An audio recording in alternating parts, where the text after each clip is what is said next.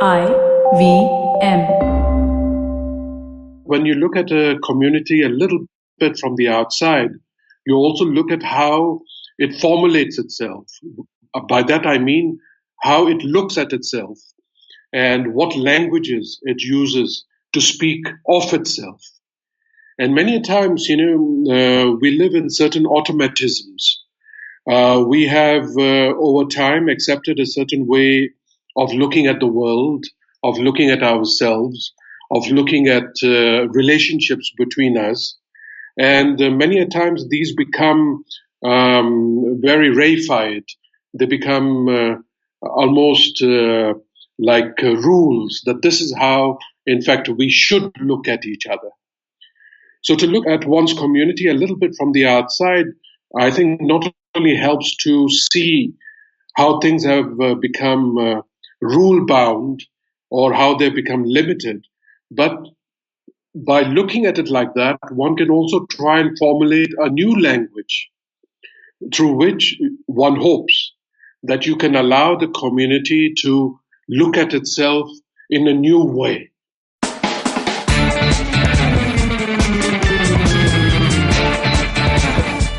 Hello, beautiful people. Welcome to Anything But Bollywood, the Mommy special.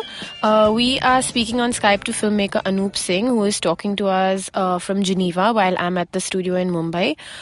His Song of Scorpions was at Mami and has traveled to the International Film Festival Rotterdam, the Locarno Film Festival, among several others. His previous film, Qissa, was at the Toronto Film Festival and has won several awards. He was born and brought up in Tanzania in Africa, and he is now a citizen of the world. So welcome to the show, Anup. Thank you for coming. A great pleasure. Very happy to be here. And thank you for making the time. And we set this nice Skype conversation up, and we are on time, so that's great.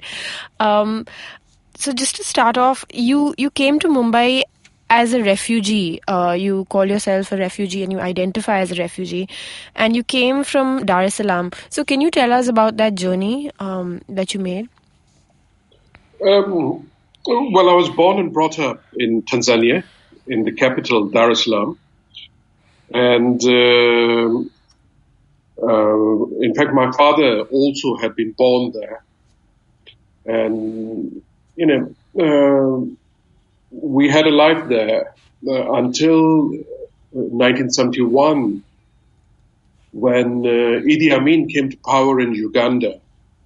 And as you might know, his policies and the kind of violence that he unleashed actually had a great impact on the neighboring countries also, which are Tanzania and Kenya.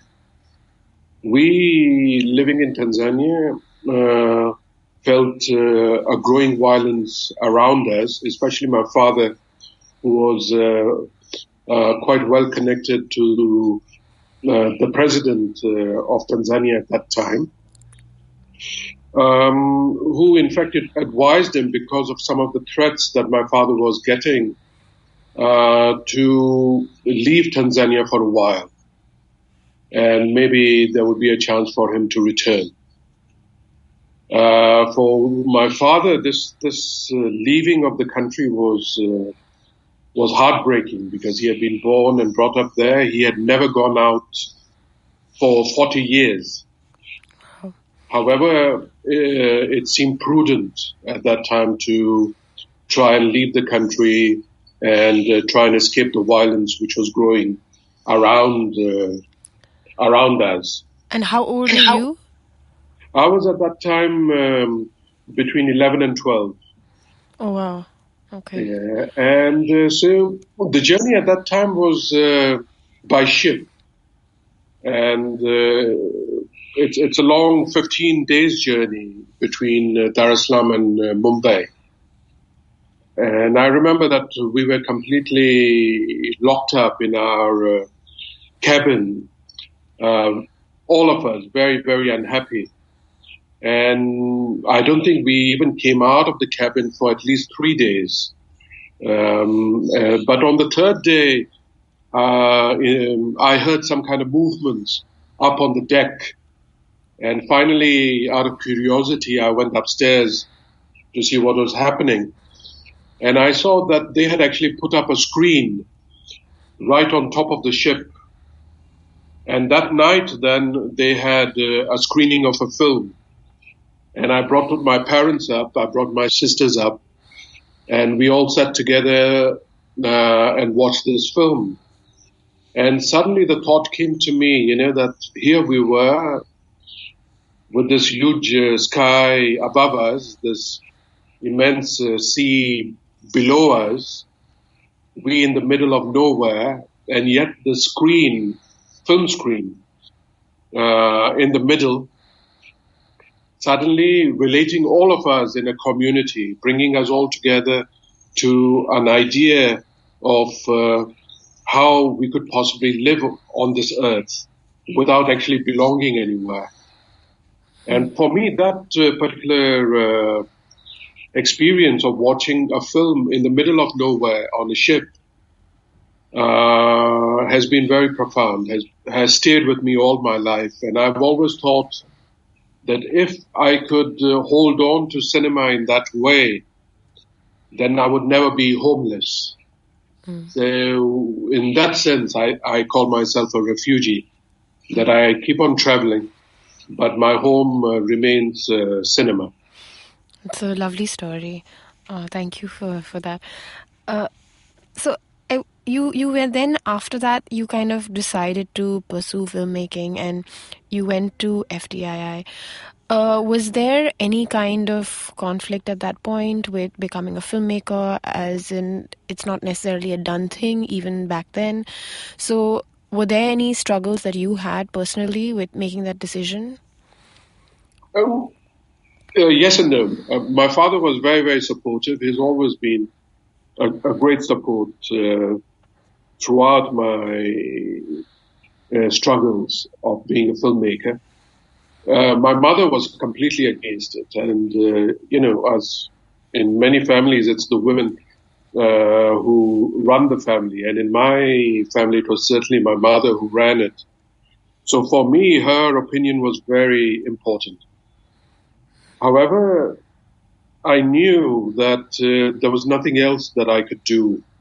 I was caught in trying to find an image for everything that I had experienced. And I had tried writing, I had tried painting. I also did a lot of theater at that time. And I felt that the experience that I was trying to capture, I was not being able to articulate it in writing or in theater. And I felt more and more that I had to find it in cinema. And it seemed to offer certain answers, which it has taken me, up to my time now to try and keep finding.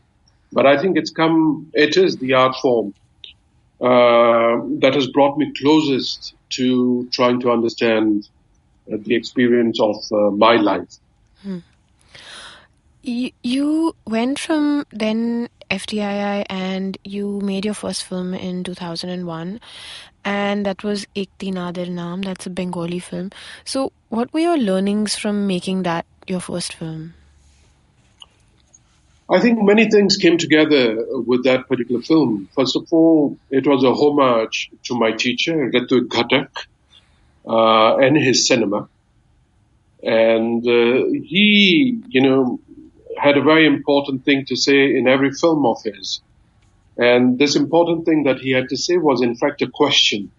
And he would say again and again, if you really think about it, who is not really a refugee on this earth? That was his question. So it seems, that all of us are, in one way or another, a refugee on this earth. And that question had a great impact on me. It spoke to me very, very strongly. And my first film, in fact, is a kind of journey to try and understand for myself, what does it mean, this being a refugee on this earth? And it brought me many answers. And I think these answers could come to me only in cinema. The first thing that I think it brought to me was that there is no real hierarchy between the human being and nature. There's no real hierarchy or separation between the human being and the world in which we live. That, like in folk tales, when suddenly a stone can start speaking, or a human being can become a tree. Here I felt that everything had an equality in our world, that everything had a possibility of speaking through us, certainly, but also in itself.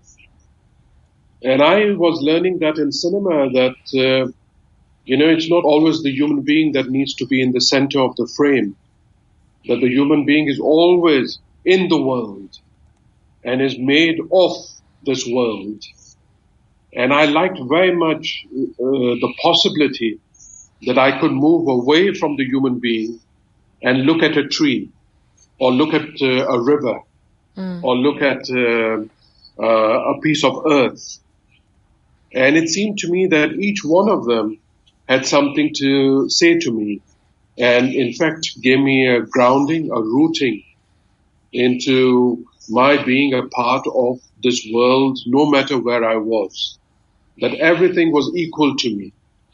That I was not, always in the center of the frame, and it wasn't always my story which was the most important. But my story was always in the context of other stories. That, to me, I think was one of the great learning experiences of my first film. So did that allow you then to be freer in terms of how you constructed the film and how you made it? Very much so. Very, very much so. It suddenly freed me to tell stories which were not mine. And yet they all belonged to me because they belonged to my world. Everywhere I looked, I knew it was a part of me, and I was a part of it. I suddenly didn't see these separations between subjectivity and objectivity. I didn't see these separations between a human being who is the center of the story and a human being who is on the side of the story. To me, all stories seemed very, very important because they help to tell the larger story of what it means for us to live on this earth. So just to kind of get into the two films that you've kind of gotten a lot of recognition and awards for, and the two films that I've seen of yours, there was such a long gap between your first film and then Qissa, which came in 2014. So what was the reason for that? I think the reasons are actually quite clear in the film itself. In Qissa, for example, it is a certain kind of film. It is a film that deals with a subject which is of great importance to our country. It is a subject that has been a part of our unconscious as a nation for a very long time. Could you just tell us, people who haven't seen the film, they can check it out. It's on Amazon. If you can just tell us a little bit, yeah. The film is about the partition of India in 1947. And it is about the kind of separations that this partition has created within us. Separations that we continue living even today. And by that, I don't only mean partitions of, let's say, a communal nature. I also mean partitions in terms of how we understand what we are as an identity. Because it seems to me that we try more and more to make ourselves in singular identities, and yet we know that India has always been a nation where we have celebrated multiple identities. Partitions also in terms of gender, as to what it means to be a man or what it means to be a woman. Partitions, of course, in terms of all kinds of borders that we create between ourselves and the other.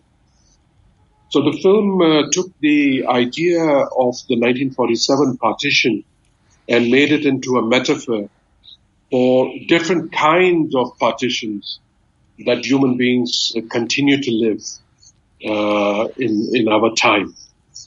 And in terms of your process, was this the idea like from the beginning, or did this idea emerge for you as you wrote this film? I think the film really comes from a very personal history. As I said, my father was born in Tanzania. The reason for that is that even before the partition, my grandfather, who was born and grew up in Rawalpindi, that part of Punjab which now belongs to Pakistan, which of course at that time was part of larger India, he was already seeing violence around him, a growing violence, communal violence. And he had some horrible experiences when his whole village was massacred one day. And he decided at that time to leave the country completely because the experience and the horror that he had seen around him, the killings that he had seen, forced him to try and get away from it as far away as possible.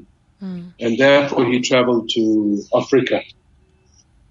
However, this horror never left him. And there were many relatives who had lived the same horror. And by the time I came to thinking about Qissa, I think one of the things that led me towards writing the story was a story that an uncle of mine, a very old man, suddenly told me one day when he said that, you had a sister. I said, I don't understand. What do you mean I had a sister? And then he told me that he had a daughter. And when the village was attacked, this is much before the partition, when the village was attacked, as it happened during those times, this young girl with many other women of the village jumped into a well and killed themselves.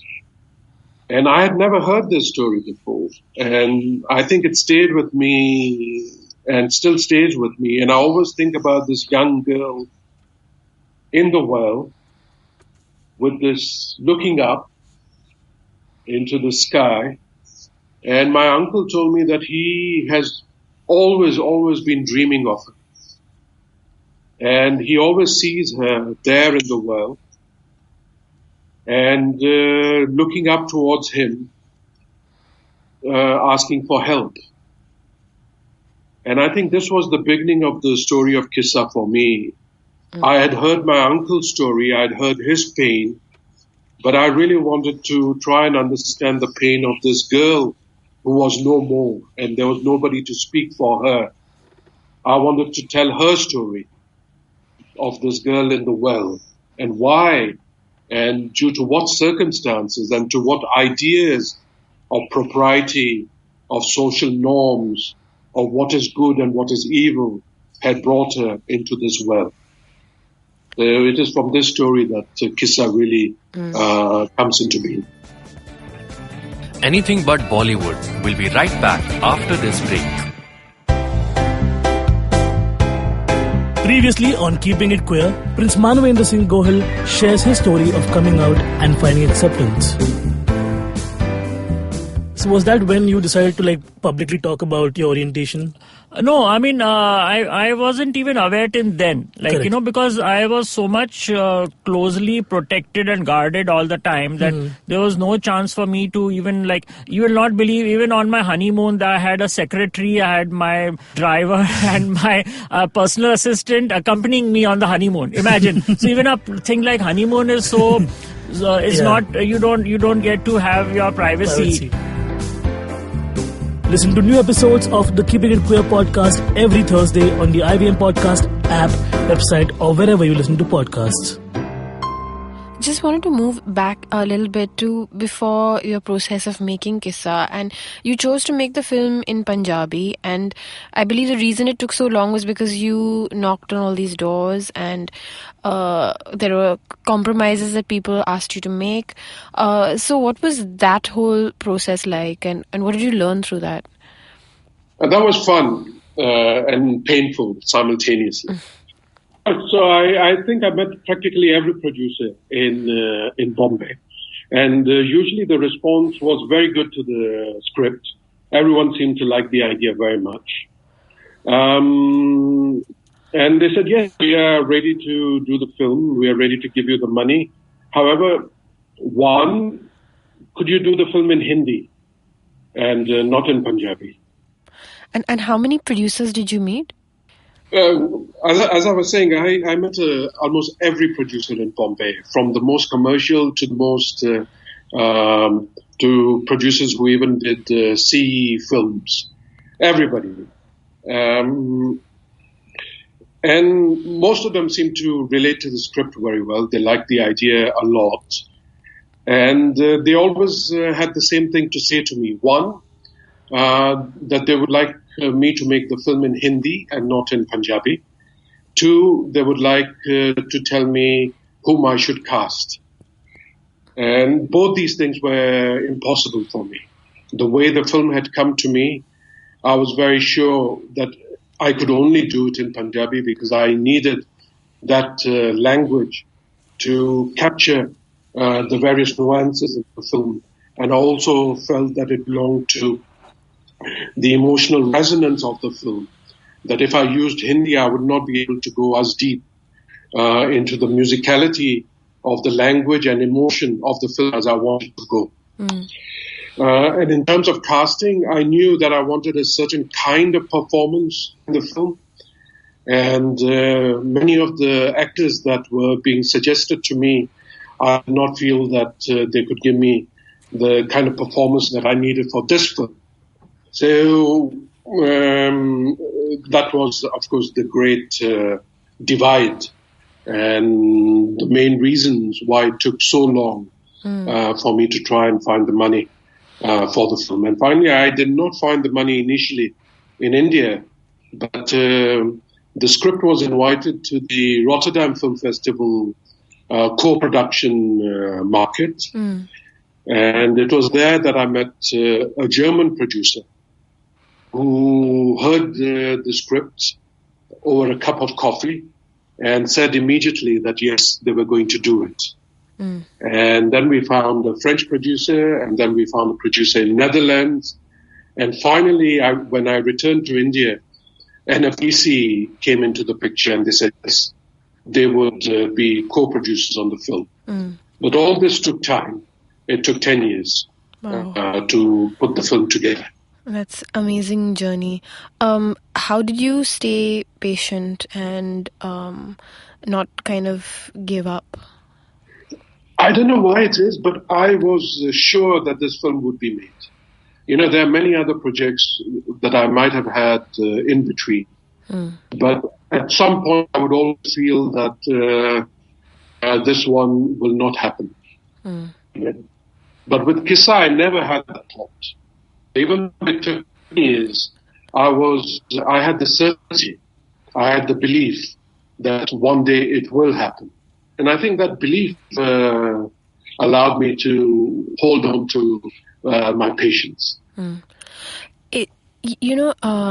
Both Qissa and Song of Scorpions, they're set in, Qissa is set in Punjab and it's about a post-partition world. Song of Scorpions is set in a village in Rajasthan.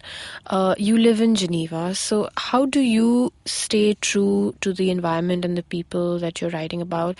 Is there a research process? I mean, obviously this is fiction, so there are certain liberties that you take. Song of Scorpions is about a female scorpion healer, and I believe there are no female scorpion healers. And then there's a symbol of the present times, which is the mobile phone, which you kind of very much is absent from Song of Scorpions. So how do you feel about authenticity in fiction?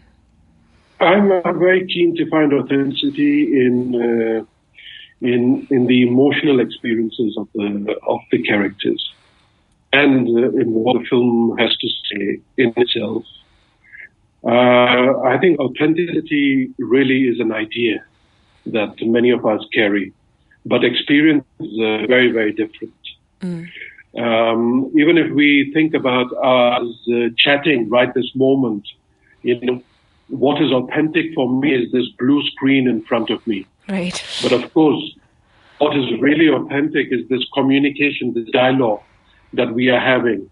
And what is even more authentic is that we are talking about films that we are not seeing in front of us, but which we are imagining. So there are various kinds of authenticity. And this is one of the things that cinema allows us to do. That it allows us to look at the world not only in terms of what we see, but also in terms of what we imagine. Not only in terms of what we imagine, but also in terms of what we dream or what we would like it to be. These kind of authenticities, I think, is what really makes us human. That we have possibilities within us, and these possibilities go beyond what is in front of us. We always see more, and we always see deeper. And it is this more and deeper that cinema always looks at. That is the authenticity that really concerns me. And of course, I try and be as true as possible to what we see. And Okay, so you speak a lot of being an outsider and the idea of being a refugee in some sense. So how is that important? I mean, that is important for you as an artist. You've mentioned that it's important of how you view the world. But then on the other hand, do you feel the lack of a community and the loneliness of being this outsider? That's a very good question. I think it's interesting that as a filmmaker to look at one's community a little bit from the outside. And this is not only to get a certain distance and to be able to see aspects that might not be very clear when you're deeply a part of it. But there is another reason which for me is very important. And that is that when you look at a community a little bit from the outside, you also look at how it formulates itself. By that I mean how it looks at itself and what languages it uses to speak of itself. And many times, we live in certain automatisms. We have, over time, accepted a certain way of looking at the world, of looking at ourselves, of looking at relationships between us. And many a times these become very reified. They become almost like rules, that this is how, in fact, we should look at each other. So to look at one's community a little bit from the outside, I think not only helps to see how things have become rule-bound or how they've become limited, but by looking at it like that, one can also try and formulate a new language through which one hopes that you can allow the community to look at itself in a new way, beyond its own limitations, beyond what it has said to itself is the right way to look. And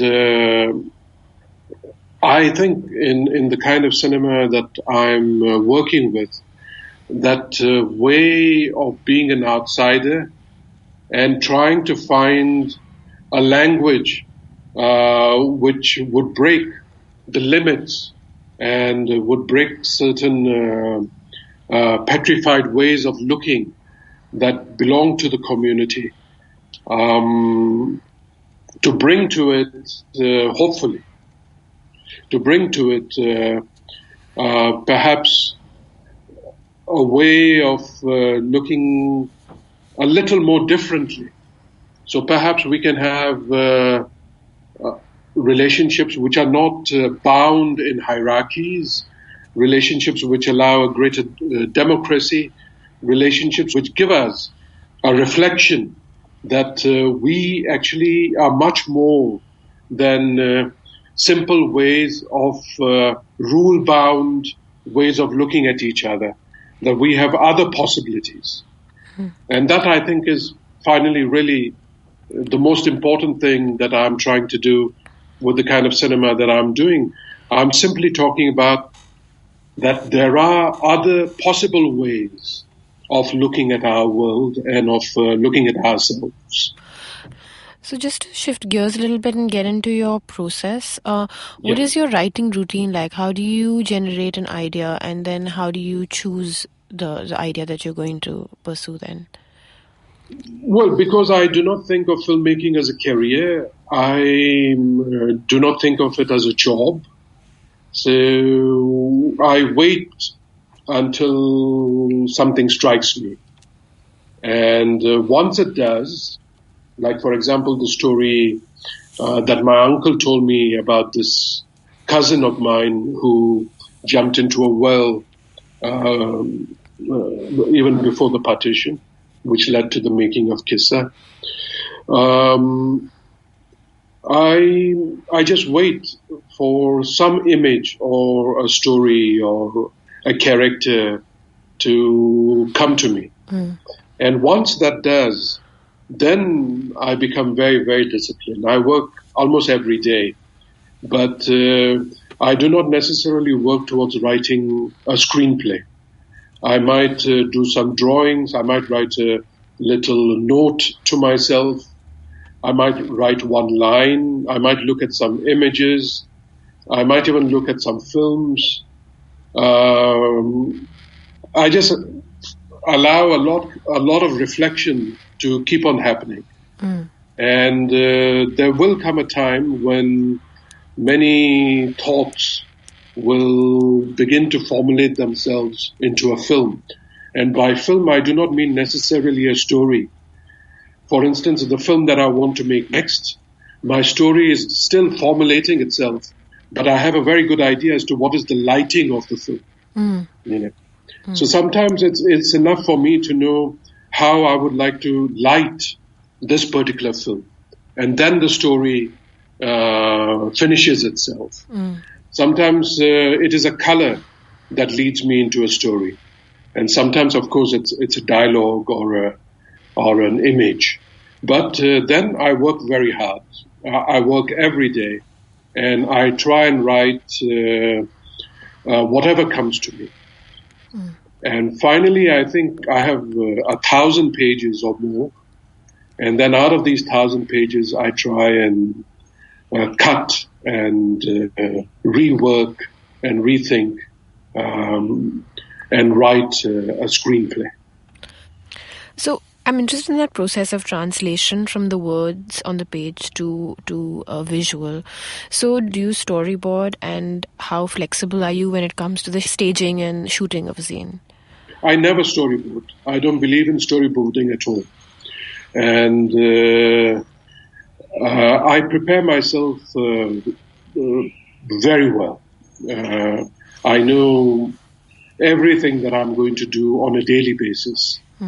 And there's a reason for that, because once you go on a shoot, everything changes. The light is not what you want. The actors have their own way of being. The landscape is slightly different. The colors are not exactly what you want. But, there's something else that strikes your imagination. So on a shoot, there are always things which are by themselves, and they demand attention for themselves. So because I believe that I'm very well prepared, whenever I make a change, the change is not arbitrary.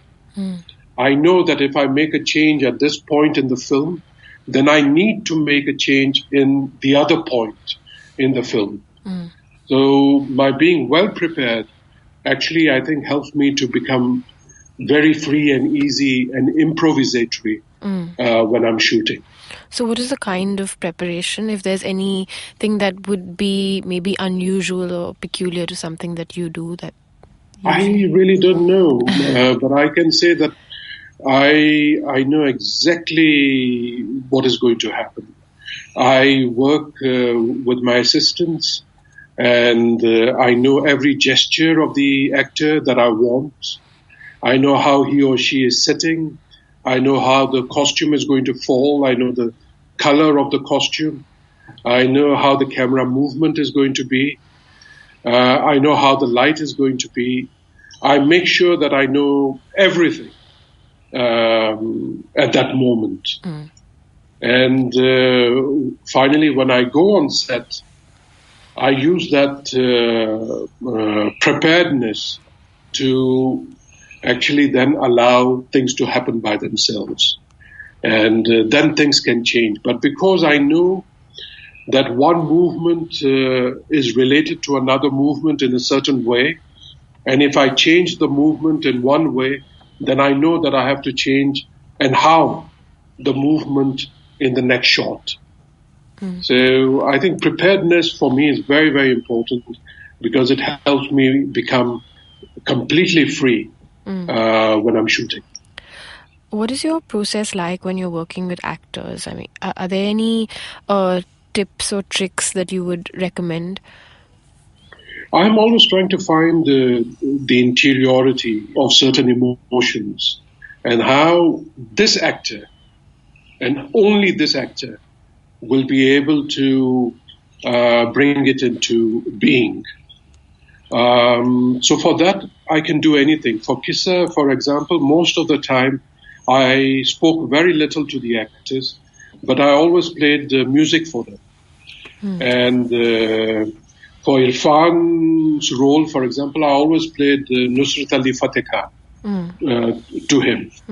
And I think it helped a lot.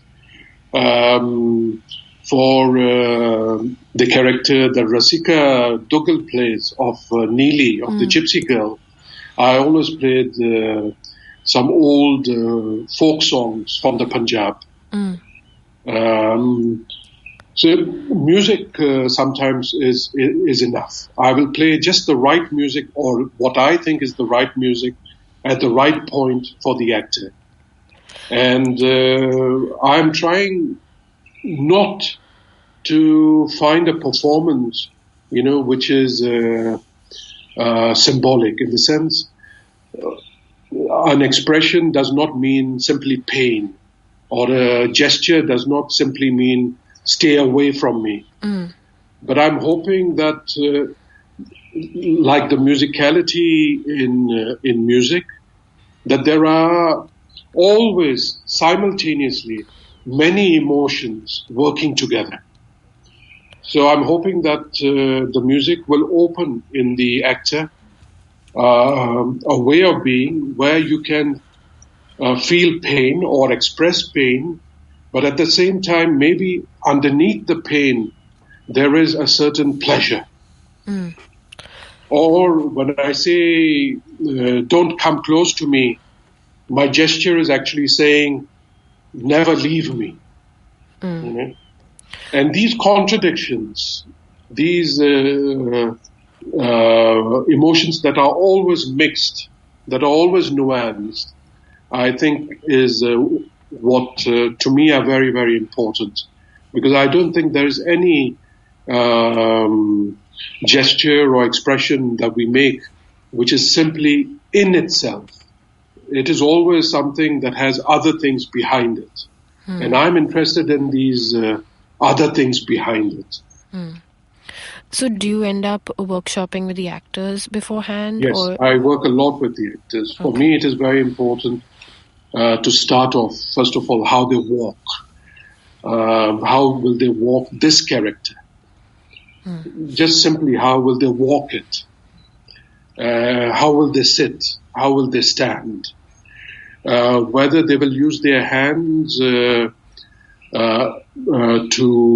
touch their face, or they will use their hands only on their torso, or will their hands always be down beside them? So these are some of the things that I try and make sure that I'm clear about, as are the actors, during our workshopping. And simply by standing, walking, moving, sitting, we try and understand why this character would, in this particular space, move like this, sit like this, stand like this, look like this. And through these kind of certain principles that we create for ourselves, then we enter into the deeper emotional recesses of the character. Anything But Bollywood will be right back after this break. Every week comes a show where three people come together to tell you about stuff they like. A movie, a TV show, a book, and other stuff. Tune in every Monday on the IVM podcast app to IVM Likes. Batman approves this message. Thank you, Batman. So, there's a lot of people involved during the filmmaking process, and how do you deal with challenging collaborations or ego conflicts?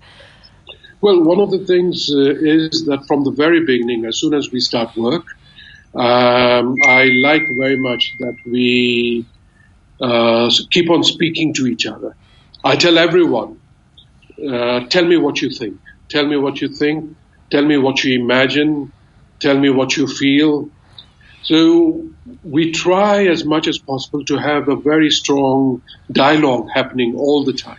I'm not the kind of director who goes and says, we'll do this and we'll do this and we'll do that. I am always very keen to say, let's try it like this. And what would you suggest? And then we try and work things out together. And for me, it is very important that working with the actors, for example, I listen to their body, not listen to what they are thinking, but I listen to their body. And I'm very, very keenly observant of what hurts them or what frees them or what limits them. So dialogue to me is very, very important on the film set. And do you seek feedback at any point in the filmmaking process from other people? All the time. For example, let's say I'm working with my costume designers, and we are talking about a certain color and a certain line of the costume, just the cut of the costume. And I'm speaking to them about a certain scene. And I'll ask them that, do you think this color with this kind of emotion and the actor is sitting in this kind of space, do you think this color and this cut is correct? Would you suggest something else?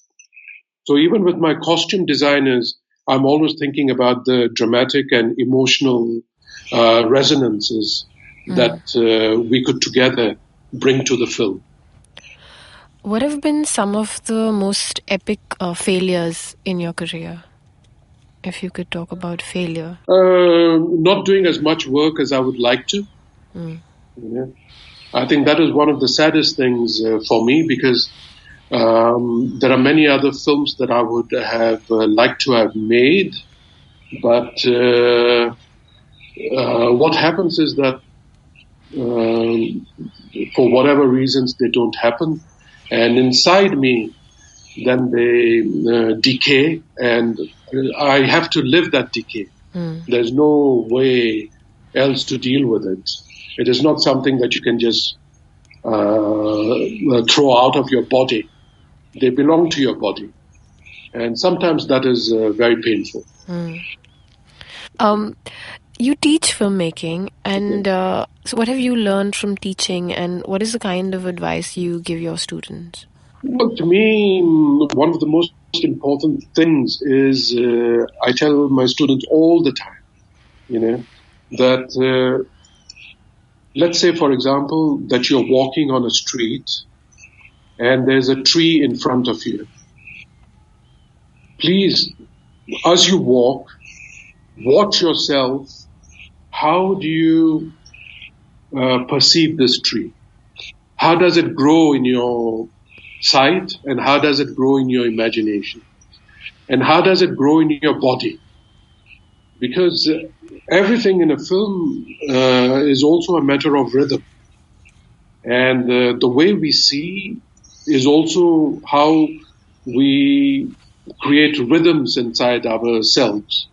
It is through these rhythms that we actually see in a certain way. If we were to walk very fast, we would see very differently. If we walk very slowly, we see differently. If we walk with a medium pace, we would see very differently. I think each one of us has his or her own rhythm of looking.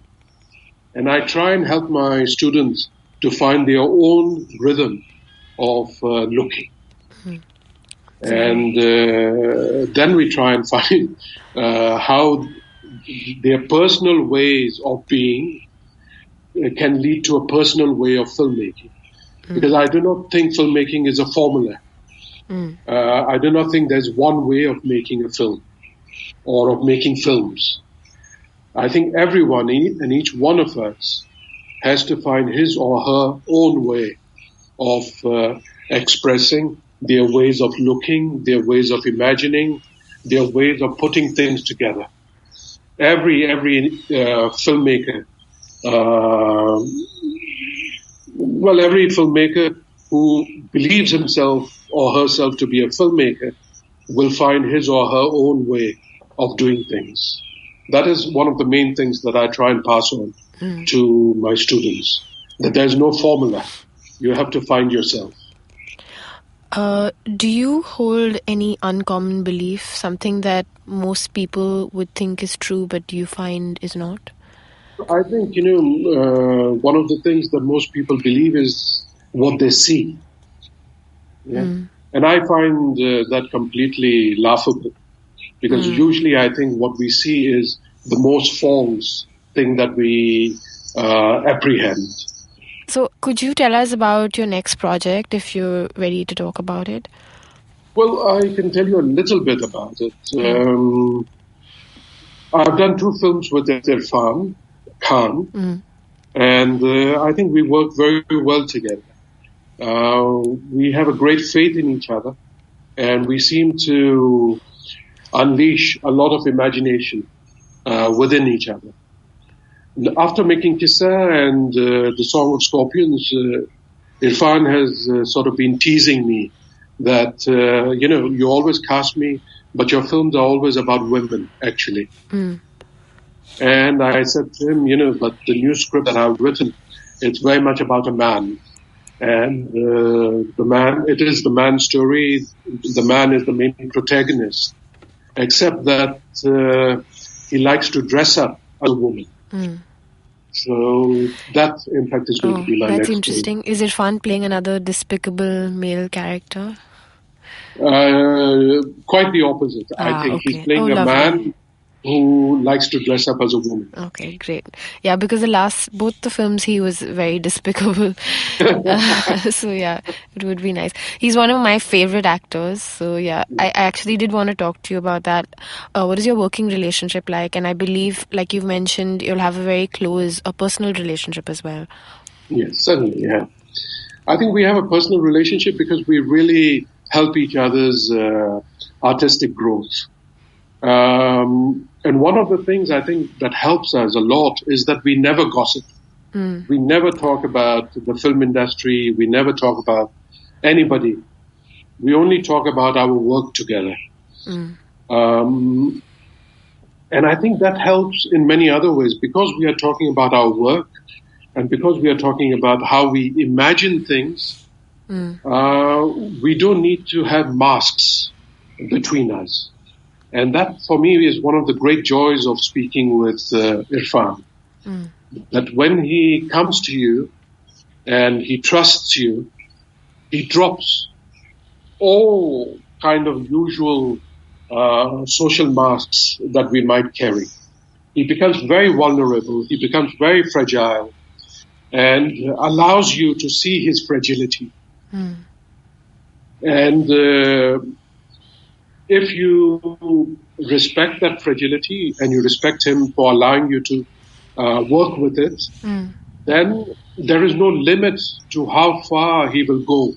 Even territories which are totally unknown and might in some ways even be frightening for him. He will do that because he trusts you. And you have to win that trust. And over the work that we have done with these 2 films, I think we have both learned to trust each other a lot. What is your approach to casting? For Song of Scorpions, you had Irrfan, and then you had an Iranian actress, Golshifteh Farahani.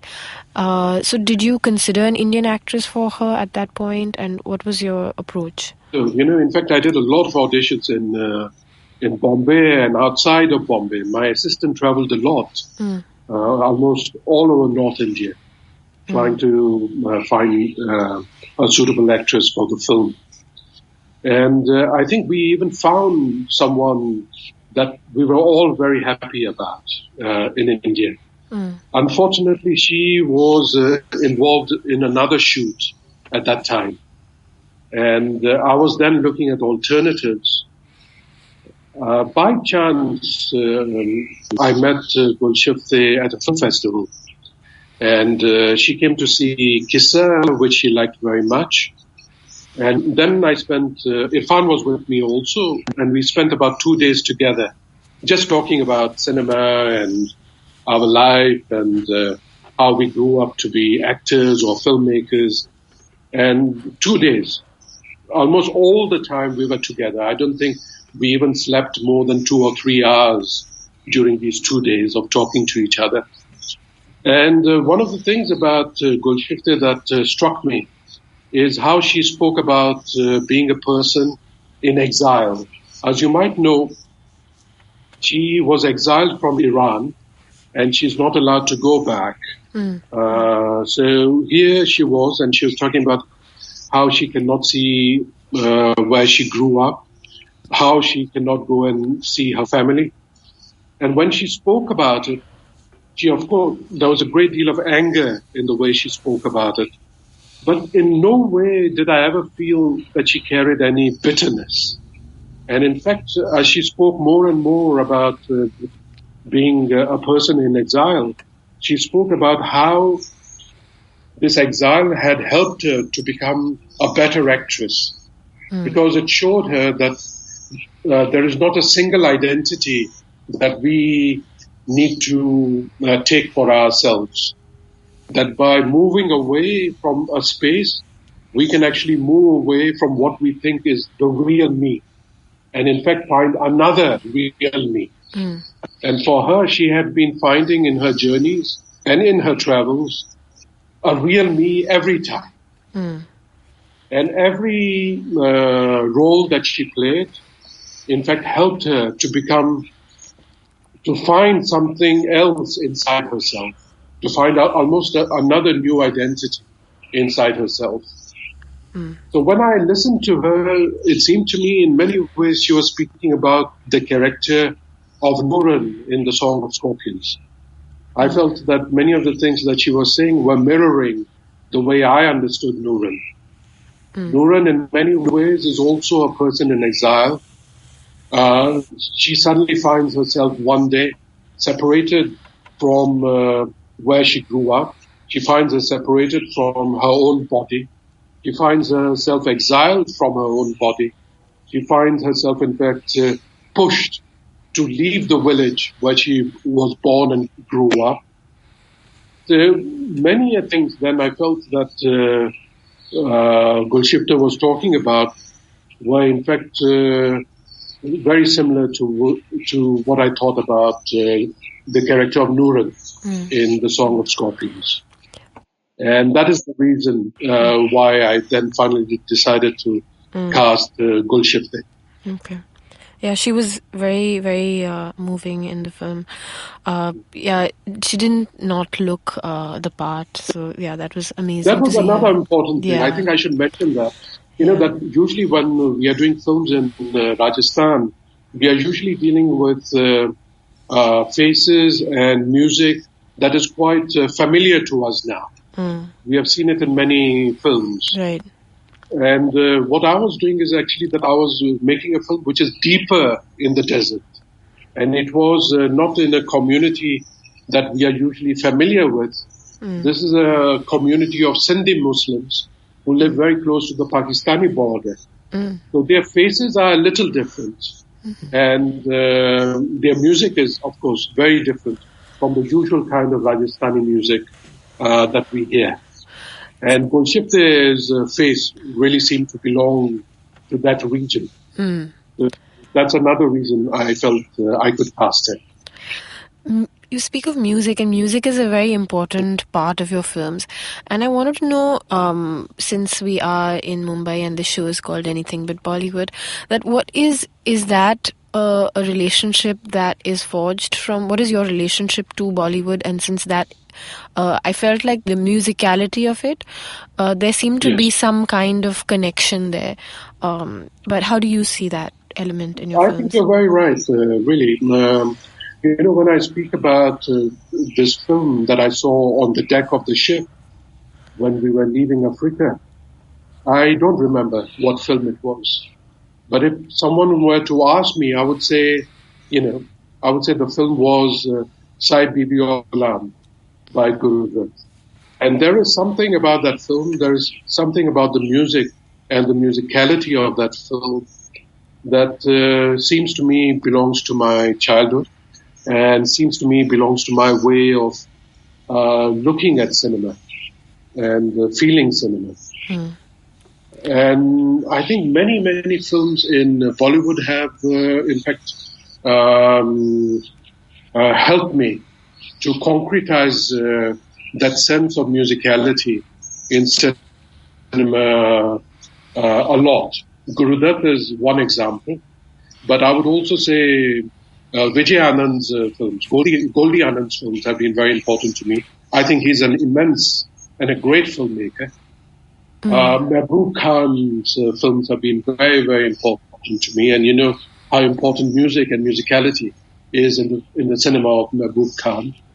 So I think of these filmmakers, and I think of Ritwik Ghatak, for whom, again, music and musicality is very, very important as one of the primal ways of opening up possibilities and ways of looking in cinema. So I think these are some of the influences within Bollywood and outside that have been very, very important to me. Thank you for this. I think now that we've kind of taken a full circle and ended up back on talking about watching that movie on the ship, I think this is a good place to kind of wind up. I usually end the show with asking my guests for a film recommendation. So if you have a film that you would recommend, that would be great. And if you could say a little bit about it. You know, there's one film that has stayed with me for a very long time now, in recent times. And it is a film by a Turkish filmmaker, Ceylan. And the film is called Once Upon a Time in Anatolia. The film is built from many, many stories taken from the Russian writer Chekhov. There is something in this film in terms of how these stories have been put together, how they have been lit, the kind of space that they have been given, the quality of compassion, forgiveness, and a kind of redemption that is in this film. I have not seen this for a very long time. And I think this film is almost 8 years old now. But as you see, as soon as you ask me about a film in recent times that has stayed with me, this is the film that I always talk about. It has stayed with me. It is a fabulous film. Thank you so much for doing this. Thank you very much. Thank you so much for your time. It was a pleasure talking to you. Thank you. Thank you. Thank you all for listening. If you have any comments, feedbacks, or questions, we would love to hear from you. So tweet me at Neha R. Thak, or you can reach out to us on IVM Podcasts. We are on Facebook, Instagram, and Twitter. Thanks for listening.